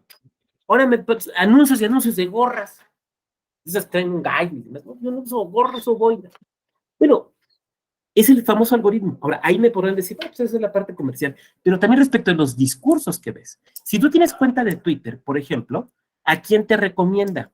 A aquellos que se parecen a los discursos que lees. Entonces terminamos por ser totalmente autorreferenciales. ¿Cuántas y cuántos de ustedes? Y me lo cuestiono a mí mismo. O sea, les lanzo la pregunta, pero me la lanzo a mí también. Por ejemplo, solamente leemos a quienes piensan lo mismo que nosotros. Y entonces nuestro discurso se vuelve total y absolutamente autorreferencial, ¿no? Y entonces lo que hacemos es ratificar nuestras posiciones, nuestros miedos, nuestras preferencias, nuestros estereotipos. Eso es más difícil cuando estás abierto al público, pero aquí no lo estamos. Por cierto, es muy interesante observar algo. La pandemia fue la explosión de las redes sociales, pero ¿cuáles son las principales redes sociales que se usan en México? Me voy a referir a la 18ª encuesta de hábitos de Internet, levantada justamente por esta Asociación de Internet de México. Es un estudio que se hizo en 2021, o sea, en la pandemia, y se dio a conocer este año. Bueno, las principales redes sociales, excluyendo los servicios de mensajería, ¿no? O sea, WhatsApp, Telegram. Las principales redes sociales que usamos las mexicanas y los mexicanos, no en el mundo, sino aquí, y no en 2014, sino 2021, son estas. En primer lugar, ¿cuál creen? La red más usada. Sí, es la que están pensando. ¿Cuál? Facebook. Facebook, muy bien. ¿La segunda? Twitter. No. TikTok. No. Instagram. No. LinkedIn. YouTube. YouTube es considerado red social. YouTube. Después, Instagram. Después, TikTok. Y después, Twitter. Si eliminamos YouTube, tendríamos Facebook, Instagram, TikTok y en cuarto lugar, Twitter. Observemos algo bien interesante. Cada red social tiene características distintas. La red social par excelencia es Facebook. Facebook nace como eso, como una red social. Twitter, si ustedes ven las explicaciones que da la propia empresa que maneja Twitter, Twitter te dice, yo no soy una red social, soy un medio de comunicación. Y puede tener cierta razón. Por ejemplo, ¿cómo son las interacciones en Facebook? O sea, la interacción en Facebook normalmente es con tu tía que manda piolines, tu tío que manda la oración del día, tu primo que hace 30 años se fue a vivir a Houston, tu abuelita que anda de vacaciones. O sea, es como mucho más inmediato, ¿no? Entonces tienes tu grupo, por ejemplo, de la prepa, tu grupo los que estaban en el coro de la iglesia. O sea, como que esencialmente es contacto con personas que conoces. Twitter, ¿qué es? Es la selva donde nos unimos a discutir lo político. Y a veces pensamos que Twitter es la república, ¿no? Y a veces pensamos que la República se ha reunido en un Twitter Space, y miren que a mí me encantan los Twitter Space. No es así. Twitter es para el círculo rojo, y Twitter está perdiendo. ¿Por qué? Por el ambiente que hay en Twitter. ¿Y cuál es la red que ha crecido de forma exponencial? TikTok. En la encuesta anterior, esta encuesta que le estoy platicando se hace cada año, en la encuesta de 2020, TikTok estaba abajo de Twitter, pero en 2 años, porque acababa de nacer, había tenido un crecimiento exponencial. Y TikTok era una red originalmente en México, todo esto que estoy hablando es de México, yo no sé a nivel mundial, estoy hablando de México. Era una red utilizada sobre todo por mujeres entre 13 y 18 años. Hoy ya no es así. Hoy ya todo el mundo tiene TikTok. Bueno, yo no, porque mi hijo me hizo prometerle. Mi hijo es adolescente, le da mucha pena que yo vaya a subir un video bailando. Entonces, me hizo prometer, y en serio, que yo no entraría a TikTok si no era bajo su supervisión. Ayer le dije que ya lo quiero abrir para ver videos y realmente está preocupado. No lo voy a abrir sin su autorización. Y lo entiendo, lo entiendo. Me dice, es que hay páginas, papá. Dice, por ejemplo, hay una página que se llama Licenciados Fuera de Contexto. Dice, me da miedo que te suban ahí. Pues, ¿cómo que sí? Eso es. Suben señores que parecen licenciados que hacen cosas fuera de contexto, ¿no? Entonces, le da mucho pena que yo de cringe, ¿no? Cringe, como le llaman, o sea, pena ajena. Ya hasta es un lenguaje distinto, ¿no? Bueno, el TikTok ha crecido exponencialmente, pero ustedes lo vieron. ¿Cuántos candidatos, cuántas candidatas vimos ya bailando? Mal o bien. Déjenme decirles algo, en la justicia electoral ya nos llegaron asuntos de TikTok. Los primeros que recuerdo son de 2020 en Sala Toluca. O sea, eso incluso ya son temas que se han discutido en sede electoral, en tribunales electorales. Un crecimiento impresionante, impresionante. Lo que estoy tratando de decir, bueno, pero además otra cosa que es importante observar. Estos datos que he hablado son de México porque cambian en cada país. Y eso ha provocado también un cambio en las estrategias políticas. Hace 2 años, por ejemplo, en las elecciones de España, el partido Vox, que ustedes seguramente lo ubican, decidió, o sea, sí tenía su Twitter y sí tenía su Facebook, pero decidió que el fuerte de sus recursos para campañas en Internet lo iba a gastar en Instagram. ¿Por qué? Porque el grupo de españoles y españolas jóvenes que iban a votar por primera vez, la red que más usaba era Instagram. No es extraño observar que es el partido que en esa franja etaria tuvo más votos. Bolsonaro en Brasil, ya ven que vienen elecciones próximamente en Brasil, ¿no? Se dio cuenta en su elección que la gente en Brasil a lo que más le creía era no a lo que veía en TikTok, bueno, no estaba TikTok todavía, no a lo que veía en Facebook, por ejemplo, sino lo que llegaba por cadenas de WhatsApp. ¿A qué le metió? Al WhatsApp, papá, al WhatsApp. Lo que estoy tratando de decir es que estos datos que he hablado de México cambian de país en país, pero lo que es una realidad en todos los casos es que hablamos de redes que son propiedades de empresas privadas. ¿Qué pasa? ¿Cómo no, Israel? Dame oportunidad de hacer un poquito más y con gusto, pero no me bajes la mano, por favor. ¿Qué pasa cuando estas empresas privadas multinacionales se niegan a cumplir con los ordenamientos nacionales? ¿Qué pasa cuando bajan, suspenden, quitan una cuenta en medio de una campaña electoral?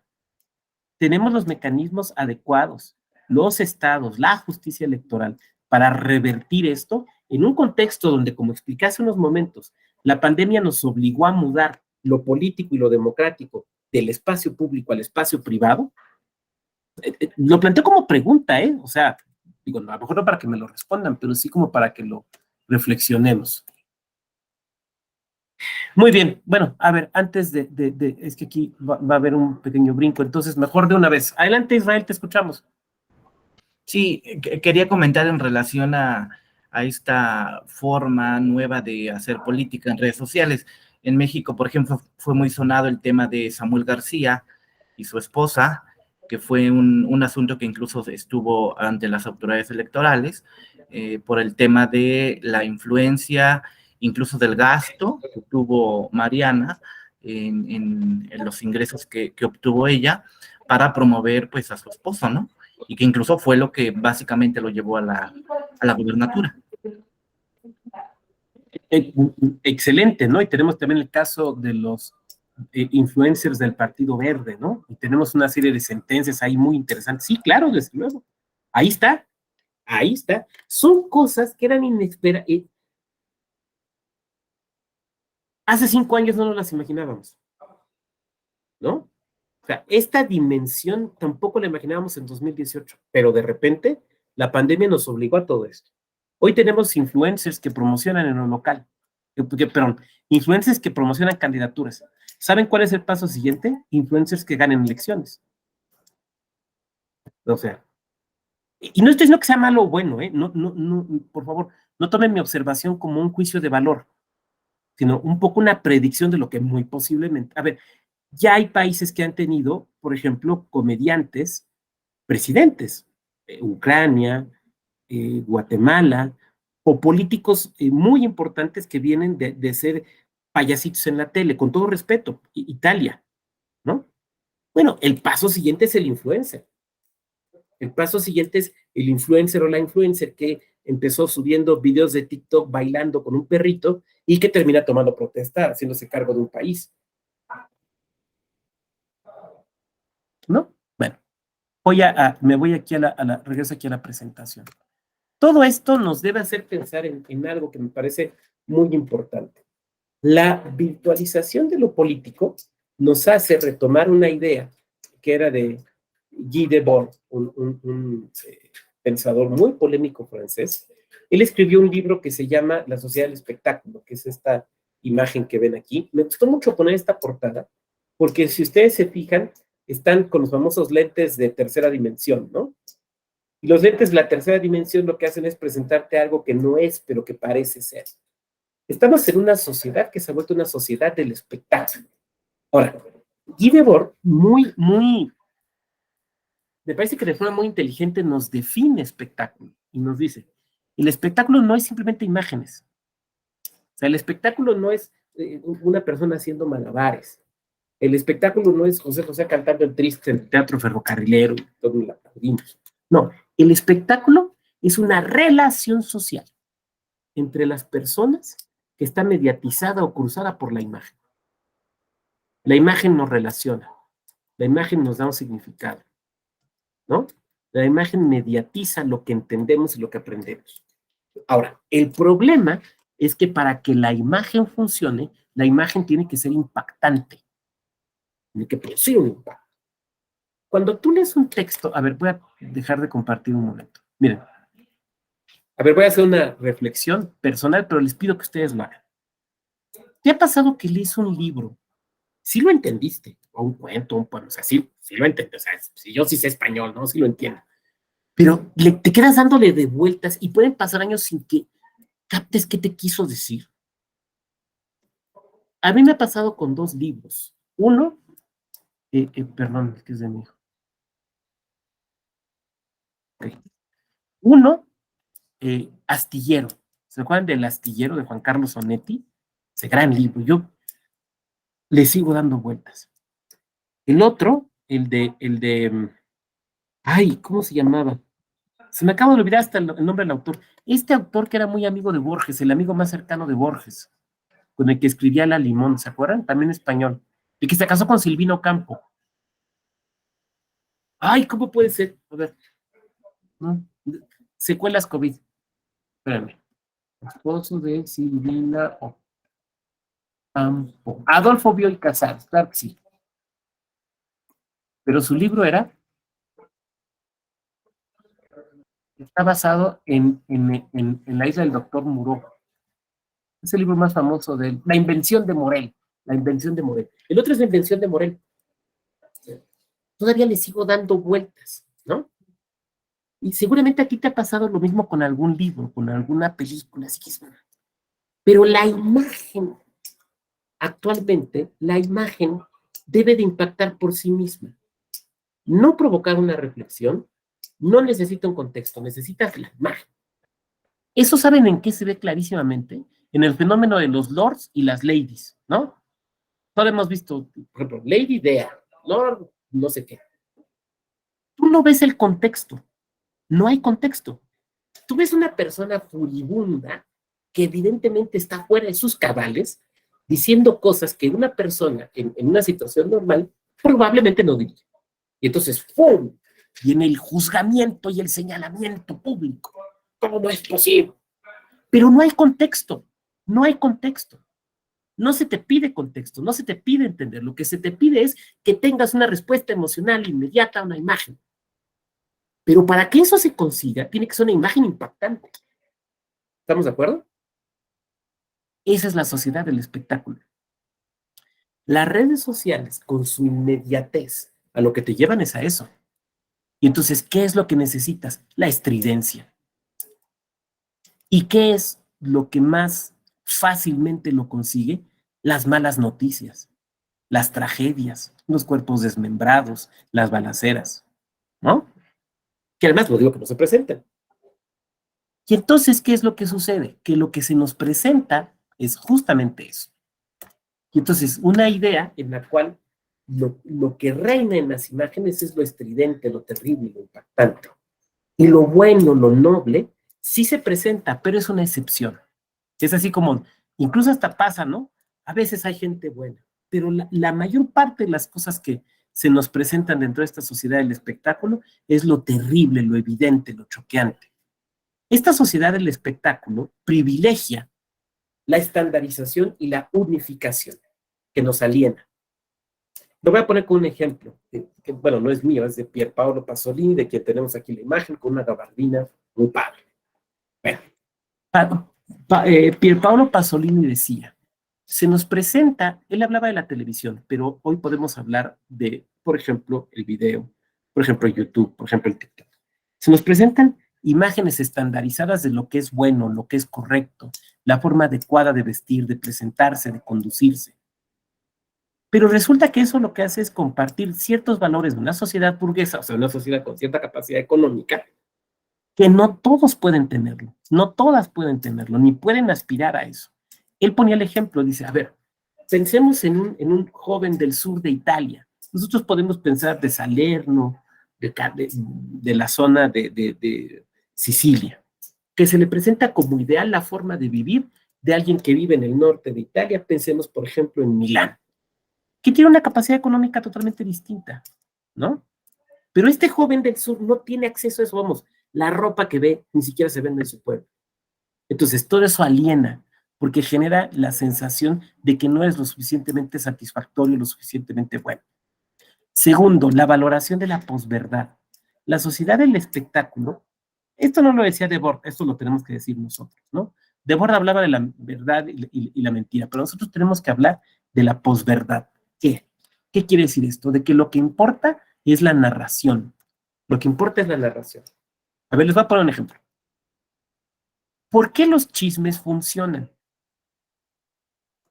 ¿Por qué un chisme funciona? O sea, un chisme funciona cuando hay gente que dice, oh, sí puede ser. ¿Por qué un chisme funciona? ¿Cuál es la mecánica del chisme? El chisme tiene que ser creíble, no verdad, pero creíble. ¿Qué quiere decir creíble? Que sea posible. Si alguien, por ejemplo, les dice, no, yo vi al doctor Vado peinándose el copete, es increíble porque soy calvo. Pero si yo digo, no, es que yo vi que el doctor Vado se fue aquí a la esquina a arreglar la barba, es creíble porque tengo barba, ¿no? Entonces, todo chisme tiene que tener un elemento de verdad. Ese elemento de verdad le da cierta probabilidad de que sea cierto el chisme, ¿no? Porque si fuera totalmente inaudito, totalmente, no tuviera ningún anclaje en eso, entonces no nos lo creeríamos. Eso pasa con la posverdad. La posverdad no es una simple mentira, ¿no? Porque la mentira per se puede ser absolutamente increíble. La posverdad es lo que parece cierto. Ahora, ese mecanismo de lo que parece cierto es un mecanismo que siempre hemos tenido, ¿no? Se lo voy a poner con un ejemplo de Borges. Me gusta mucho citar los ejemplos de Borges. Borges, como ustedes saben, era muy amigo de Alfonso Reyes. Y ustedes recuerdan la muerte del padre de Alfonso Reyes, ¿no? De don Bernardo Reyes, que muere en la escena trágica tratando de tomar Palacio Nacional. Se deja ir con su caballo, lo metralla y cae muerto. Pero Borges narraba distinto. Borges decía, no, es que la muerte del general Bernardo Reyes fue así. Se paró frente a la ventana con su traje de gala, abrió la ventana, abrió el balcón, salió al balcón y le dispararon y lo mataron. La realidad es que don Bernardo Reyes no murió así. Pero la narración de Borges es una narración que suena convincente. En primer lugar, porque es de Borges. En segundo lugar, porque suena posible, ¿no? Por ejemplo, hay una foto muy famosa de Bernardo Reyes, posiblemente ahí vino la confusión de Borges. Hay una foto muy famosa, ustedes la pueden buscar, de Bernardo Reyes, cuando regresa a la Ciudad de México, en un balcón, está volteado hacia la derecha y frente a él está un joven que se ha subido en un poste que lo está vitoreando con un sombrero. Es una foto muy famosa de Bernardo Reyes, de sus últimas fotos. Pero lo que importa es la narración, ¿no? Entonces, uno escucha la narración de Borges y uno dice, es probable, en primer lugar, porque es don Borges, ni modo que ande diciendo mentiras, uno de los más grandes escritores de la historia, ¿no? Lo que funciona con la posverdad es la narración. Si la narración es creíble, terminamos por creerla. Entonces, lo que importa no es la verdad, lo que importa no es el dato objetivo, lo que importa es la manera en la que narras. Por eso esta es una gran época para los narradores. ¿Quiénes son los mejores youtubers? Los mejores narradores. ¿Quiénes son los mejores diseminadores de fake news? Los mejores narradores. Lo que pasa es que antes te contaban las cosas diciéndote que era ficción. Ahora te dicen que es verdad. Es algo muy curioso. La sociedad musulmana, por muchos años, probablemente más de 1000 años, ha tenido una tradición de cuentacuentos. Pero cuando nosotros pensamos en cuentacuentos, pensamos de ese lugar donde hay una librería infantil, donde llevamos a nuestros niños y les cuentan un cuento, y les actúan. Hay toda una técnica, además, para eso muy interesante y muy importante. No, en las sociedades musulmanas, ¿sabes dónde te contaban cuentos? En los cafés. Recuerden que no toman alcohol, entonces no hay bares, el sustituto es el café. Entonces, en el café donde se reunían las personas adultas, ahí había cuentacuentos. ¿Y qué te contaban? Los cuentos que después nos llegaron dentro de las 1001 noches. Entonces, es una sociedad de mucha narración, pero esa narración se sabe que es ficción. O sea, tú sabes que cuando te están contando Sinbad el Marino, que es muy curioso, pero Sinbad el Marino en realidad hace referencia a la Odisea. Bueno, cuando están contando Sinbad el Marino, tú sabes que no es que haya existido como tal, pero cuando te metes a un sitio, Breitbart, por ejemplo, de estos que difuminan noticias falsas, te lo presentan como si fuera verdad y te lo narran de una forma creíble. Entonces, hemos pasado, al dejar el espacio de lo público, de lo real, y al pasarnos a estos espacios virtuales, hemos pasado al espacio de la posverdad. ¿Y qué es la posverdad? El reino de la narración.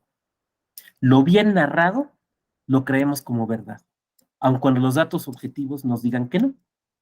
Y si no me creen, vean lo que pasó cuando se intentó tomar el Capitolio.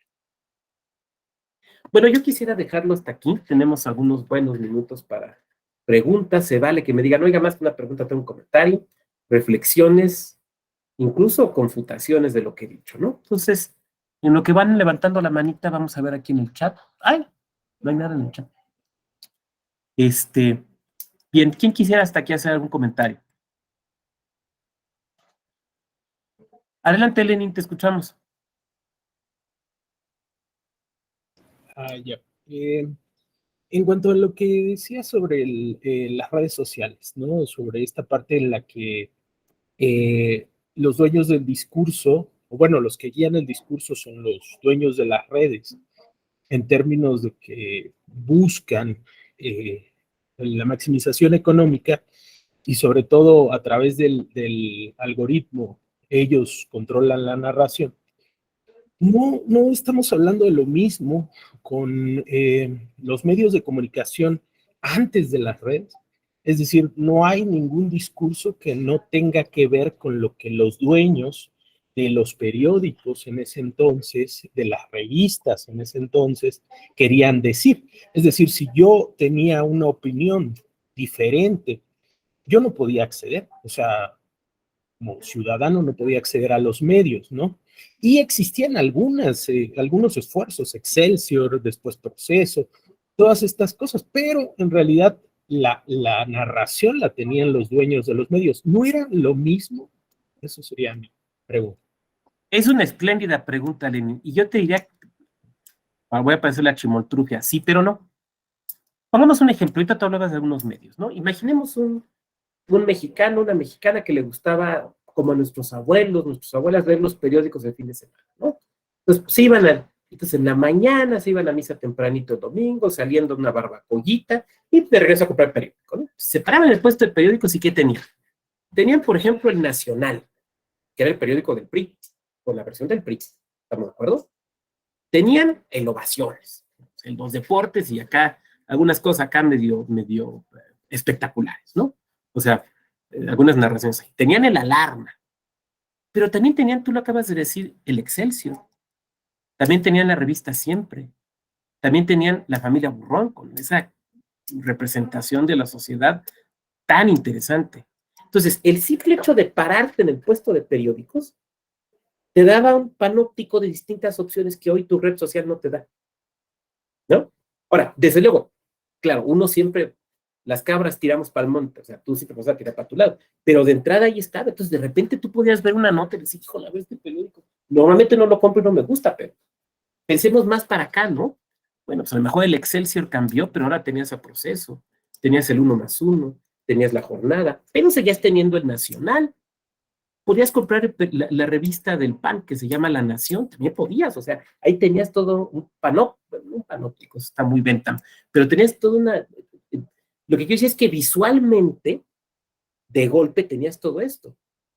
Ahora en las redes sociales no lo tienes, porque el algoritmo lo que hace es darte lo que ya vio que te gusta. Entonces, sí es cierto, cada medio tenía su orientación, pero había de orientaciones. Ahora, el tema de la televisión, porque probablemente por ahí me podrías también redarguir y sería muy interesante. Miren, no hay que olvidar que la televisión mexicana no era la misma antes del 68. No estoy diciendo que la televisión mexicana haya sido aperturista. Estoy diciendo que el control político sobre la televisión en México se funda a partir de los 70 en dos elementos muy importantes. Antes de los 70, las televisoras no producían, sino transmitían y vendían tiempo aire. ¿Quiénes producían? Las agencias de publicidad. Por eso había, por ejemplo, un noticiero Nescafé o un noticiero Excelsior. Había un noticiero General Motors, me acuerdo. Bueno, no estoy tan viejo para acordarme. O sea, yo soy apenas del 73, ya no me tocó. Pero uno lo ha leído, ¿no? Y por otra parte, dos generaciones de vados trabajaron en Televisa, entonces algunas cosas me tocó escuchar y ver.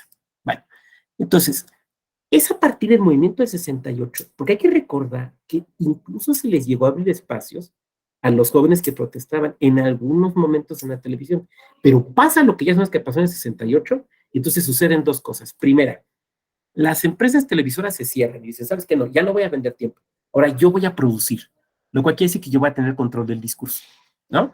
Importantísimo. Segunda, el control del Estado a través de los tiempos oficiales. Entonces, ahí por, ¿no? Ahora, alguien también puede decir, pero las redes sociales nos permiten ver distintas opciones. Sí, desde luego. Aquí el reto que tenemos nosotros es aprender a discernir, ¿no? Entre todo lo que se nos ofrece, pero también aprender a salirnos del algoritmo. O aprender, yo no diría engañar, pero ampliar lo que el propio algoritmo te ofrece, ¿no? Muchas gracias por la intervención, Lenin, muy interesante. ¿Quién más? Bueno, también si me permitirá. Sí, claro, adelante, adelante. Ya que no había. Aunque también, por ejemplo, en ese sentido, a mí me da mucha risa el fenómeno, porque hay que hablar también de una descentralización. Es decir, todos los medios de los que usted habla no llegaban acá. Yo soy de Hidalgo, de Ixmiquilpan, en concreto, y aquí en Hidalgo no se veían más que dos canales. O sea, no había otros, solo estaba TV Azteca o Televisa.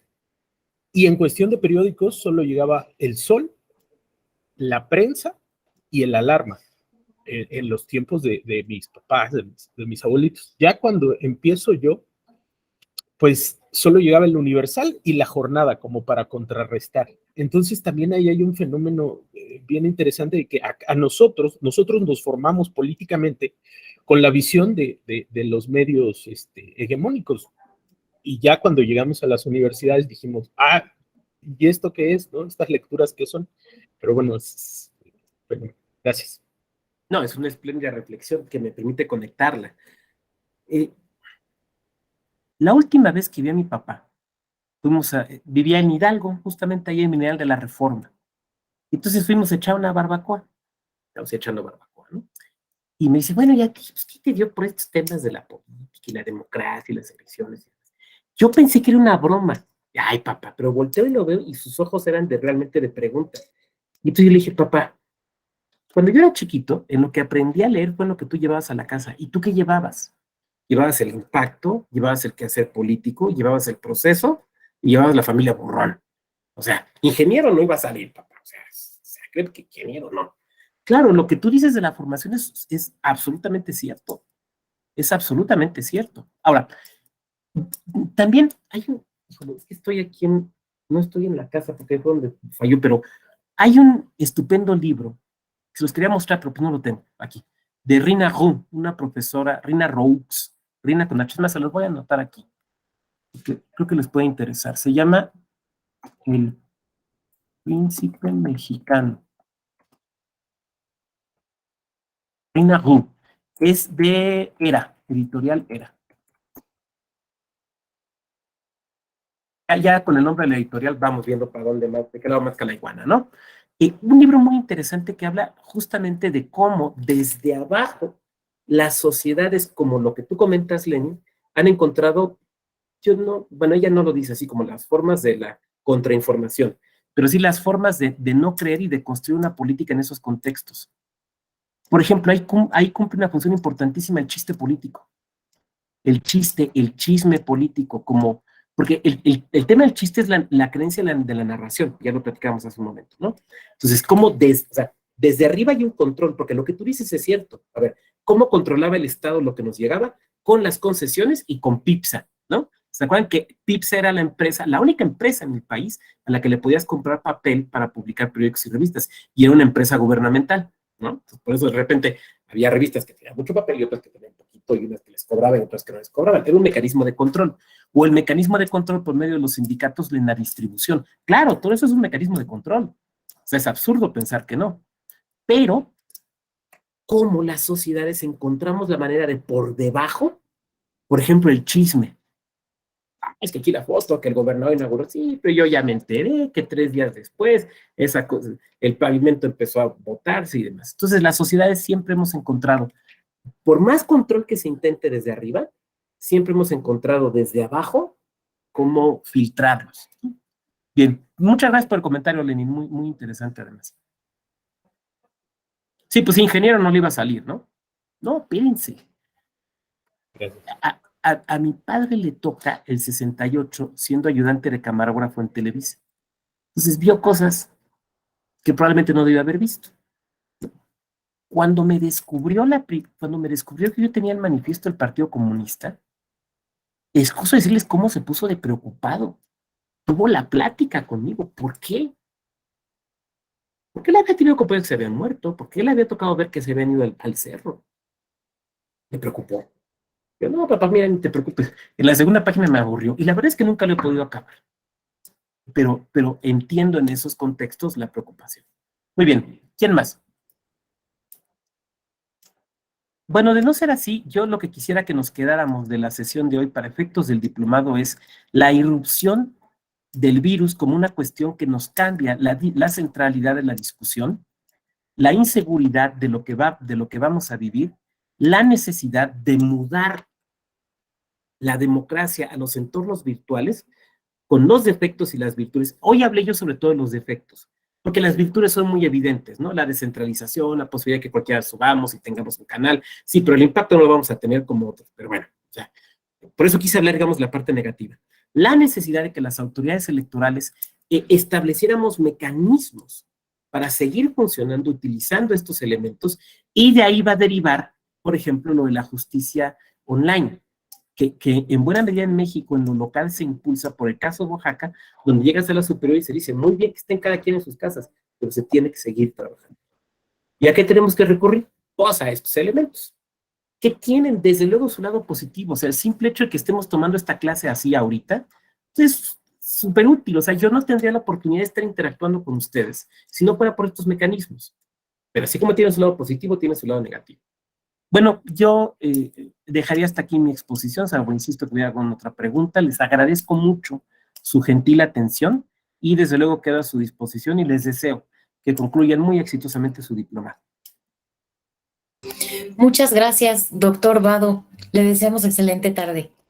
Muchas gracias, Inés, y disculpa, pero bueno, ya, aquí estuve.